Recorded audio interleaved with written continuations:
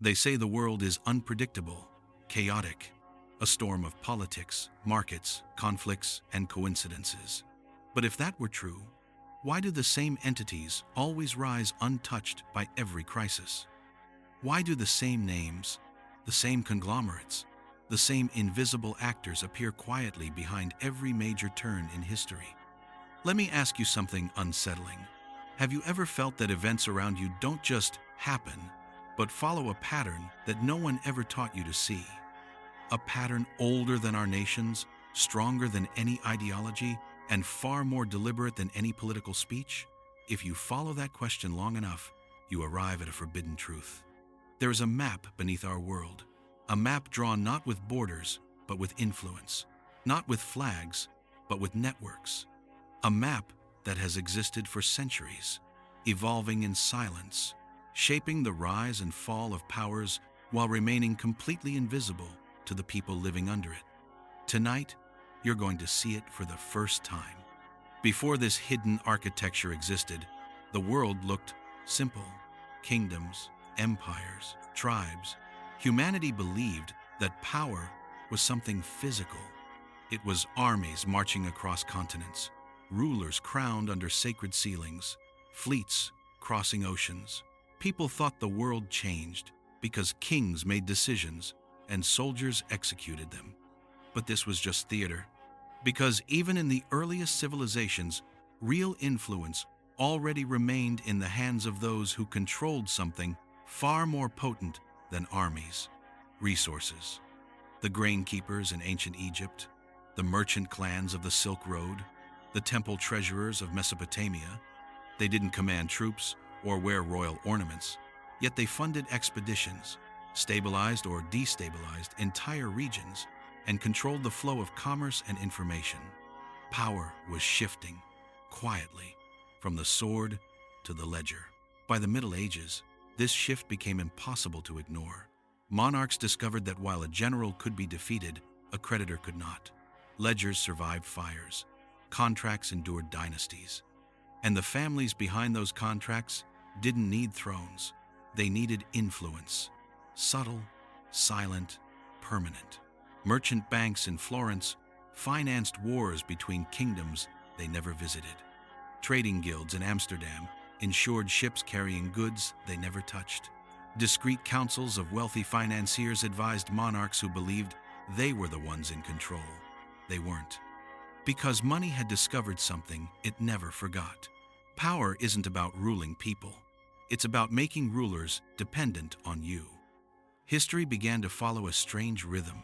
Every time a nation miraculously rebuilt itself, every time one empire collapsed while another emerged, every time an unexpected revolution reshaped the world, the same financial houses and merchant dynasties stood quietly behind the scenes.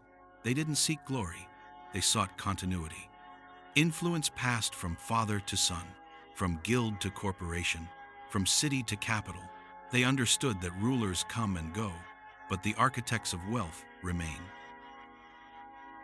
The first indisputable clues of this hidden network appeared centuries later.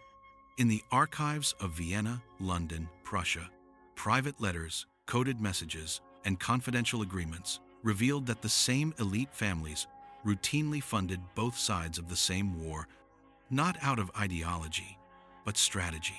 Records show networks of agents traveling under the guise of merchants, delivering information that states themselves didn't possess. One document, entirely unsigned, outlined a plan to influence grain prices, redirect shipping routes, and pressure governments into dependence through orchestrated scarcity. No crest, no name. Yet the chain of events that followed matched the document line by line.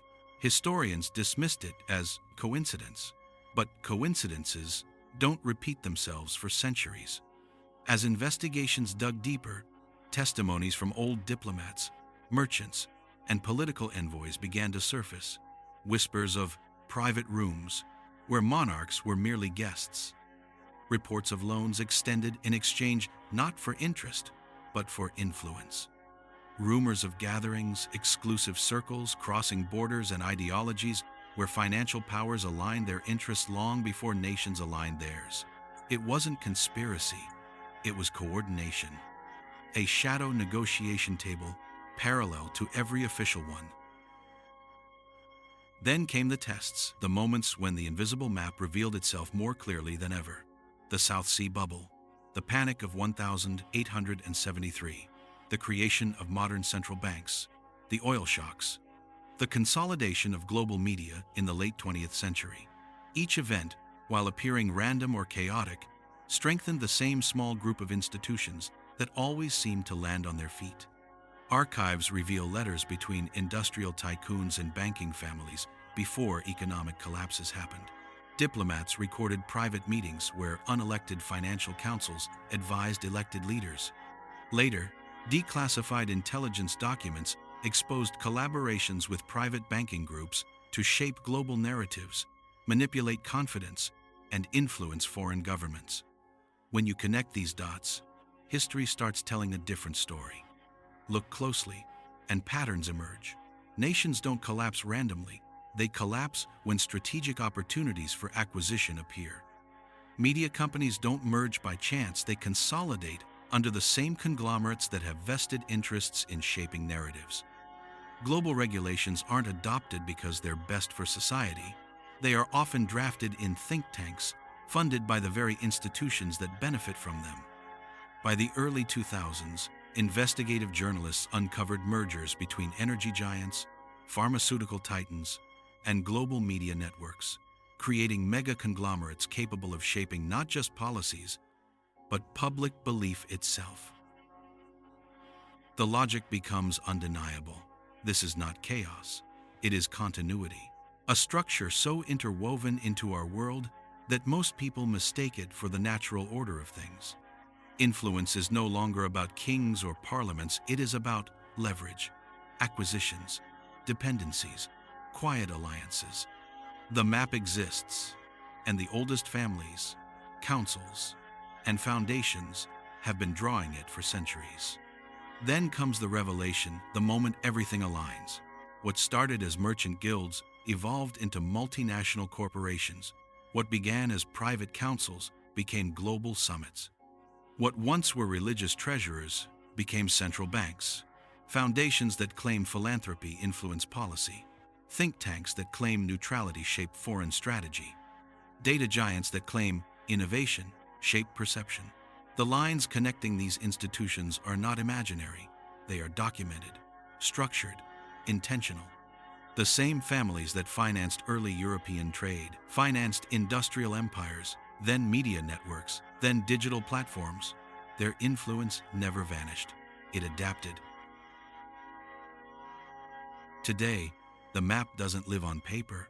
It lives in algorithms, investment portfolios, international councils, and digital infrastructure. An invisible architecture of influence that transcends borders and ideologies. You cannot vote it in. You cannot vote it out. It doesn't campaign. It doesn't appear on TV.